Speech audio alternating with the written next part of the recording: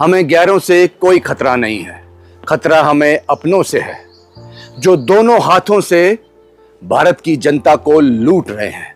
इस वीडियो के माध्यम से मैं ये साबित कर दूंगा। एथेनॉल, पेट्रोल के प्राइस लगातार बढ़ रहे हैं, तो एथेनॉल पर बात कर ली जाए। भारत में जितनी भी गाड़ियां पेट्रोल गाड़ियां हैं, वो कंपैटिबल हैं सिर्फ और सिर्फ E10 एथेनॉल के लिए, सिर्फ पेट्रोल में 10% एथेनॉल की मात्रा के लिए। लेकिन इस वक्त जो हम यूज कर रहे हैं E20, लगभग पेट्रोल में एथेनॉल की मिलावट जो है 20% है। कुछ इंश्योरेंस कंपनियां ये भी कह रही हैं, जब आपकी गाड़ी में मेजर इंजन में प्रॉब्लम आ जाते हैं, वो क्लेम ही नहीं देते। वो कहते हैं कि हमारी गाड़ियां है ही नहीं 20% के लिए, आप जो पेट्रोल डाल रहे हो वो 20% एथेनॉल वाला है। नौबत यहां तक आ गई है।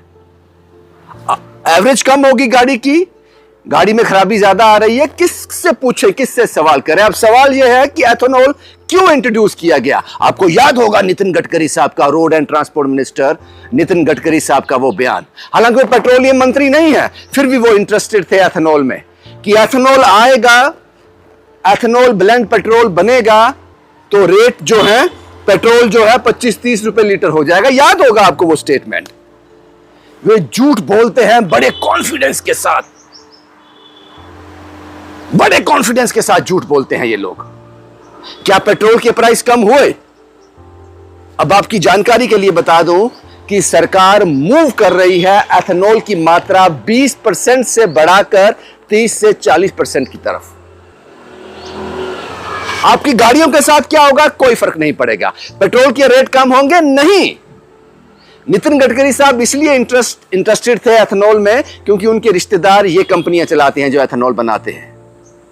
पहले उनकी कंपनियां सैकड़ों करोड़ की हुआ करती थी, अब 1000 करोड़ की हो गई हैं। जनता से कोई लेन देन नहीं है। यहां तक बात समझ आ गई आपको? अब आगे चलते हैं, यह एथेनॉल बनता कैसे है। हालांकि इस एथेनॉल को पेट्रोल में मिलाकर जनता को कोई फायदा नहीं हो रहा, उल्टा नुकसान हो रहा है। लेकिन उसके साथ साथ और क्या नुकसान हो रहा है वो सुनिए। यह एथेनॉल बनता है मक्का से, चावल से और गन्ने से। चावल से एथेनॉल बनाने के लिए, 1 लीटर एथेनॉल बनाने के लिए 10,000 लीटर पानी लगता है। इसको गौर से सुनिएगा। 1 लीटर एथेनॉल बनाने के लिए 10,000 लीटर पानी लगता है। तो एक तो हम अपने देश की धरती को वाटरलेस कर रहे हैं, ड्राई कर रहे हैं, कि कई राज्य जो है इसकी मार झेल रहे हैं कि पानी नहीं है वहां पर। वहीं दूसरी तरफ यह प्रोसेस चल रहा है। पिछले साल 25 लाख मैट्रिक टन राइस से एथेनॉल बनाया गया था, लेकिन सरकार इस साल वो आंकड़ा 90 लाख मैट्रिक टन तक पहुंच सकता है। मैंने कहा E20 से 20% एथेनॉल की मात्रा से हम 40-50% जाने वाले हैं।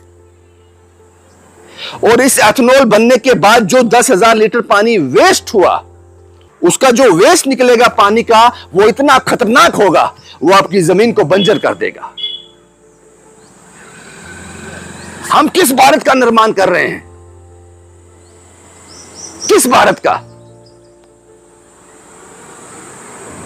और दूसरी तरफ हमारे पेट्रोलियम मंत्री साहब कहते हैं, पुरी साहब कहते हैं कि तेल कंपनियों को बड़ा घाटा हो गया है।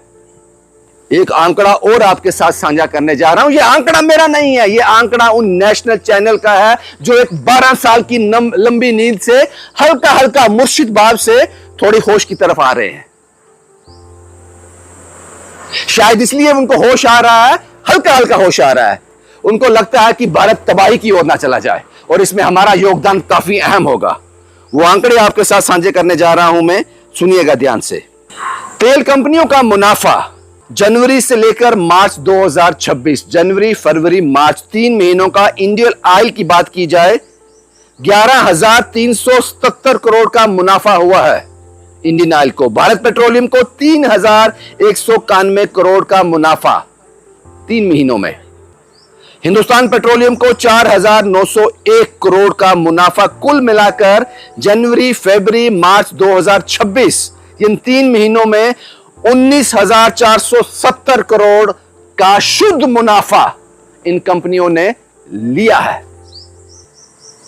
क्या कहते हैं पुरी साहब? ये कंपनियां हर महीने 1000 करोड़ घाटे में जा रही हैं। इन लोगों ने कहा था शुरुआती दौर में अच्छे दिन आएंगे, सच कहा था। आपको समझने में वो थोड़ा जोल लगा, आपकी समझ छोटी है। इनका कहना कभी गलत नहीं। इन्होंने कहा था अच्छे दिन आएंगे, लेकिन अच्छे दिन किनके आएंगे ये नहीं कहा था इन्होंने। इनके अपने अच्छे दिन आए हैं। एथेनॉल कौन बना रहा है, फायदा किसको हो रहा है, देश की किसी को फिक्र नहीं है। 15 लाख रुपए हर नागरिक के पास आएंगे 2014 में, ये जुमला सुना था। उसी को बाद में इन लोगों ने कहा था कि ये जुमले होते हैं। अच्छे दिन आएंगे साहब, लेकिन किन किन लोगों के आएंगे वो आपने नहीं पूछा इनसे।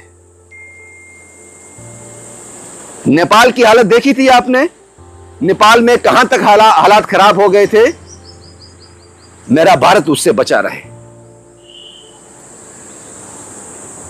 इन लोगों को समझना होगा कि यह भारत एक वो सोने की मुर्गी है जो आपको रोज एक सोने का अंडा देती है। वो अंडा लेकर संतुष्ट हो जाओ, उस मुर्गी को मारने की कोशिश मत करो। एथेनॉल से क्या फायदा हुआ भारत को, भारत की जनता को, बता सकते हैं आप?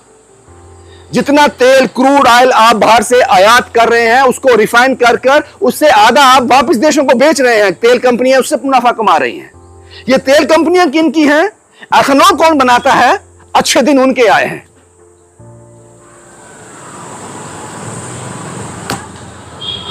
मुझे जो समझ आया मैंने आपके साथ साझा कर दिया। कम से कम मैं ये तो कह सकता हूं कि जिस दिन हम उस कगार पर पहुंच गए, क्योंकि डॉलर के मुकाबले में रुपया 100 पार करने वाला है, जिस दिन हम भारत को लेकर उस शोर तक पहुंच गए, मैं ये कह सकूंगा कि मैंने आवाज उठाई थी, मैं सच के साथ खड़ा था।